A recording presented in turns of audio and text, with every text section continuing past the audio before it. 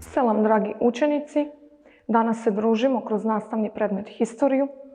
Historija za 6. razred, nastavna jedinica Arabljani u srednjem vijeku i pojava Islama. Ova nastavna jedinica se nalazi u vašim knjigama na stranici 116.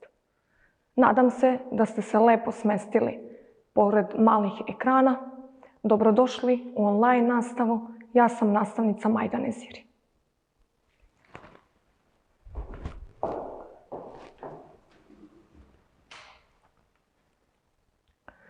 Arabljani su stanovnici Arabijskog poluostrva i okolnih zemalja i kontinenata. Arabljani su u srednjem vijeku stvorili svoju arapsku državu, koja se prostirala na Bliskom istoku, Sjevernoj Africi i Sredozemlju. Moćno arapsko srednjovjekovno carstvo zvalo se Arapski kalifat.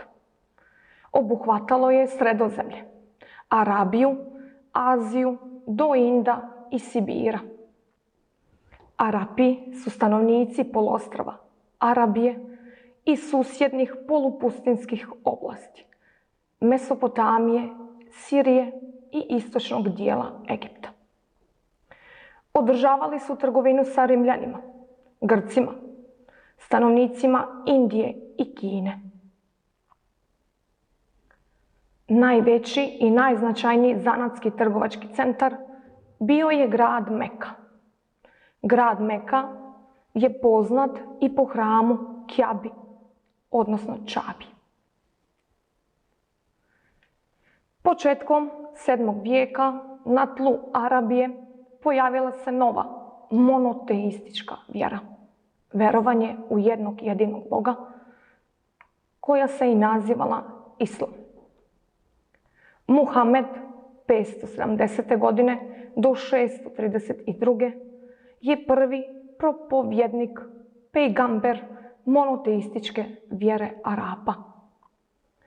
Poticao je iz trgovačke porodice Kurejši. Na aramskom jeziku Islam znači pokornost.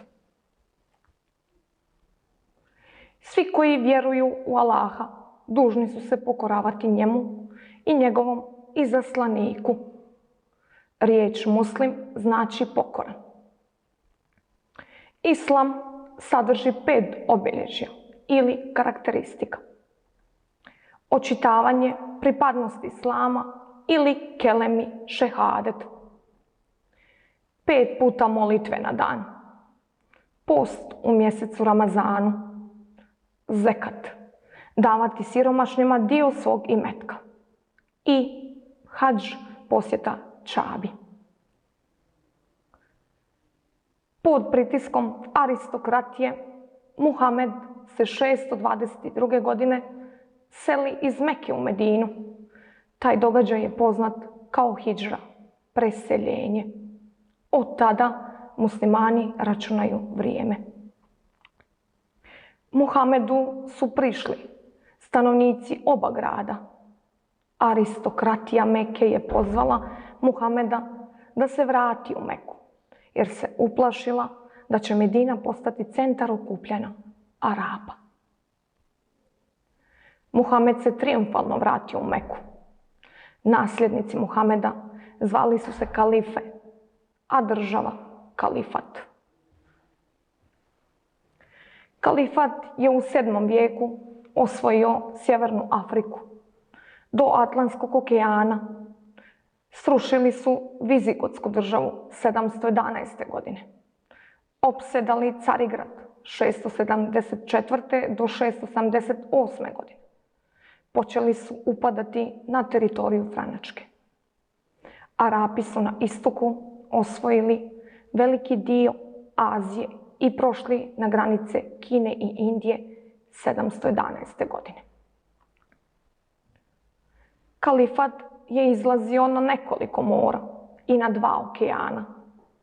To je uticalo na razvoj moreplovstva i trgovine.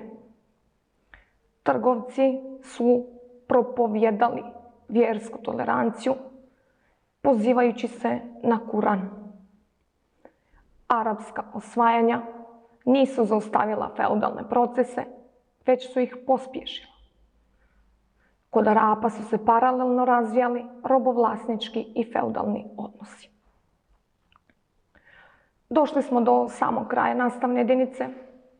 U okviru ove nastavne jedinice u vašim knjigama historije za 6. razred imate pitanja na koje biste trebali da odgovorite. Do našeg sljedećeg viđenja ja vas selamim.